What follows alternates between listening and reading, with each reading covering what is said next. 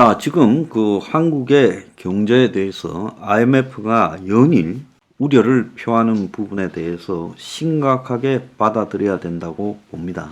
자, IMF는 2007년과 2022년을 비교해서 17개 나라의 BSR, 그러니까 국민의 소득 대비 총부채 상환 비율을 비교를 했어요. 벨기에, 프랑스, 스웨덴, 한국 네 나라가 지금 2007년보다 2022년에 급격히 증가했는데, 자, 한국 경제에 대해서 지금 경보음을 잇따라 IMF가 주장합니다. 얼마 전에는 부동산 PF 부실을 IMF가 지적했고, 이번에는 작년부터 2023년 성장 예상치를 4번 걸쳐서 낮춰서 1.5%라고 발표했고, 거기에 이어 가계부채, 한국의 가계부채 문제를 지적을 했어요.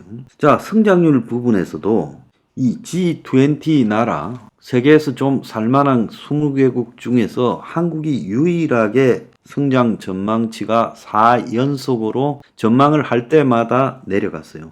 한국 경제가 굉장히 지금 사면초가에 빠져 있다는 거고, IMF가 이 금융안정 보고서를 발표했는데 가계부채 취약국가에 한국이 4개국 안에 들어있고, 스웨덴, 벨기에, 프랑스, 한국의 경우에 가계빚에서 출발한 위험이 전체 경제로 번지고 있다라고 하며, 그 근거로 DSR, 그러니까 총부채 상환 비율을 이렇게 제시를 했어요. 가계가 일정 기간 갚아야 될 대출 원리금이 소득에서 차지하는 비중이 몇 프로인가를 따진 거죠. 그래서 IMF가 BIS 방식을 토대로 산출한 한국의 가계부채 상환 비율을 지난해 2분기 13.4로 이렇게 기록했는데, 그래서 17개 나라 중에 호주 다음, 호주가 13.7이고 한국이 13.4라는 거예요. 그래서 한국 가계가 벌어들인 돈 가운데 13% 이상을 빚과 이자를 갚는 데 썼다. 일본이나 미국, 독일 등은 이 비율이 6, 7%에 불과하다. 2007년에 금융위기 원인이 된 서브프라임 모기지 론 대출 부실로 세계 금융위기가 터졌을 때 전 세계는 가계가 부채를 이 주택 등으로 크게 지게 되면 결국은 터지더라라고 부채 줄이기, 가계 부채 줄이기에 나섰지만은 한국은 거꾸로 가계 부채가 엄청나게 늘어났다. 2007년에 금융위기가 있을 때 1분기에 한국의 가계 부채, 한국의 DSR 비율이 11%에서 2022년 2분기에 13.4로 2.4가 올랐는데, 상승폭이 가계부채가 심각한 4개국 중에서 1위라는 거예요. 자, 다른 나라들, 호주나 미국이나 영국이나 스페인 등은 가계부채를 급격히 줄였다는 거예요. 그래서 대부분의 선진국은 금융위기 직전에 보다 훨씬 강화된 주택대출 기준을 적용해가지고 부실 대출 위험을 줄였고, 이 가계의 부채 상환 비율이 2007년 대비해서 많이 낮아졌다. 그런데 이 4개 나라는 오히려 코로나 이후 가계 부채가 늘고 가계가 지금 취약성이 확대되어 가고 있다는 건데, 단순한 액수 비교로 2007년에 한국의 가계 부채는 665조, 근데 지금은 1867조예요. 그래서 가계 부채가 지금 엄청나게 늘어났죠. 3배 늘어났어요. 그리고 주택담보대출도 344조에서 1013조로 3배가 늘었어요. 저도 주택담보대출이 1000조가 넘은 줄 오늘 처음 알았습니다. 이게 잘 안 나오더라고, 통계가요. 그래서 이게 이미 작년에 이렇게 늘어났으니 지금은 이것보다 훨씬 더 많을 겁니다. 자, 그런데 전문가들이라는 사람들은 이게 신용이 양호한 대출이라는데, 지금 한국이 이 주택담보대출이 신용이 양호합니까? 그 젊은 사람들 연끌 비투가 신용이 양호해요? 그래서 IMF가 금리 인상이 세계 금융 시스템의 약한 고리를 위협하는데, 지금 인플레가 되고 있고 저성장이 되는 스태그플레이션 현상이 지금 금융 위험을 가져오고 있다라고 경고하는데 미국의 재무장관 앨런은 그런 징조가 없다고 말을 합니다. 지금 정부가요, 무엇 때문에 이 PF 대출 부실화에 대해서 거의 모든 언론들이 심각하다고 하고 한국에 경출하기 시작된다, 이렇게 지금 보고 있는데, 근데 한국이요, IMF 때 97년이나 금융위기 때 2008년하고 다르게 이번에 경출하게 되면 대공황으로 가버립니다. 그때보다 한국은요 훨씬 약해졌어요. 한국이 IMF 사태를 맞이했을 때는 30대고 그리고 금융위기를 맞았을 때는 40대인데 이제는 50대 후반 60대입니다. 여기서 한 방 맞으면 끝나는 거죠. 자, 그런데 이 PF 대출에 문제가 없고 관리 통제되고 있다고 익명의 정부 관료들이 이야기를 하고 있죠. 자, 그런데 왜 정부는 금리를 동결했습니까? 지금 어제 보면 환율이 1325원에 끝나서 한 달 새 영고점을 깼다는 거예요. 자, 그래서 지금 굉장히 불안함이 지금 환율에서 나타나고 있어요. 그러면 금리를 올리고 해야 될 건데, 미국 금리와 격차를 줄여야 될 건데, 현재 1.5고 앞으로 1.75까지 벌어질 건데 다음 달이면 이걸 지금 방치하고 가고 있는 이유는 뭡니까?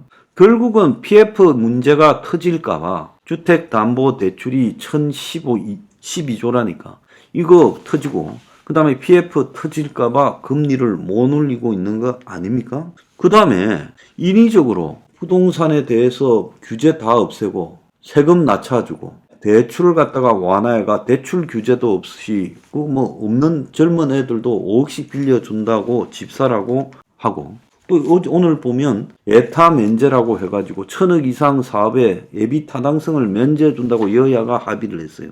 이런 것들을 왜 합니까? 이런 이유의 근본적인 원인이 결국은 부동산 살리려고 하는 거 아니에요? 자, 그러면서 또 한편으로요, 어제 보면 원희룡이가 분노했다. 그래서 집값 띄우기가 의심이 되는, 최근에 집값이 서울에서 뭐 다시 오르고 있다.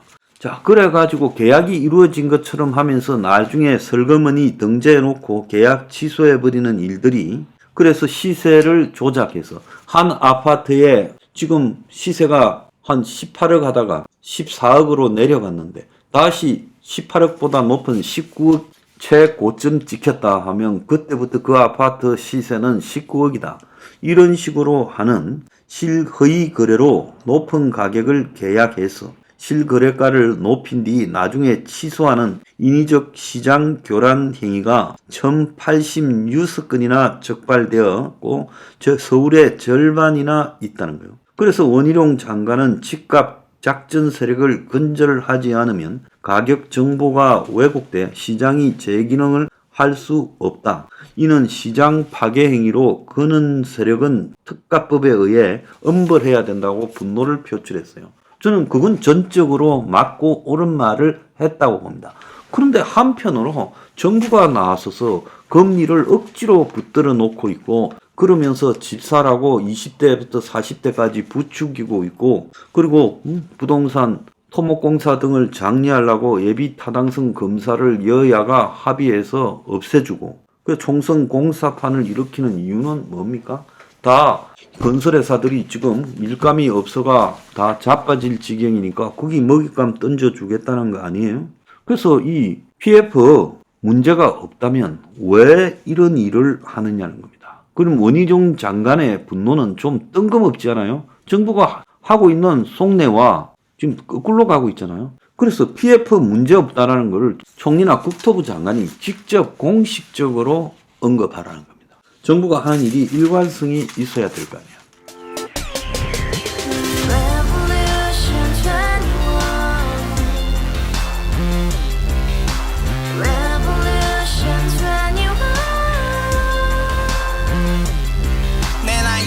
월세 30 코인빚만 300 서울에 온 지 벌써 10년 아둥바둥 버텼지만 여전히 난 반지 하에 제왕 곰팡이 연문제약 내비랑 깡통망통 완전히 폭망 고시원 창문만큼 작아진 내 꿈 연애 결혼 내 집 모든 게 헛꿈 1년 전 떠난 여친 울며 말했지 같이 살자 평생 가본 게 꼭꼭꼭하지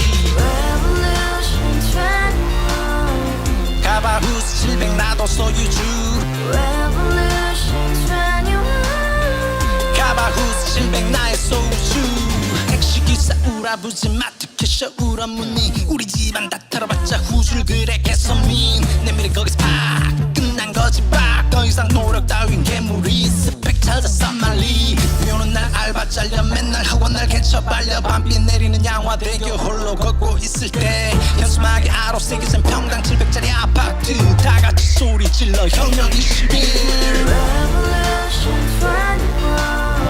21 가바후스 700 나도 소유주 Revolution 21 가바후스 700 나의 소주 You and I, we live together in the house.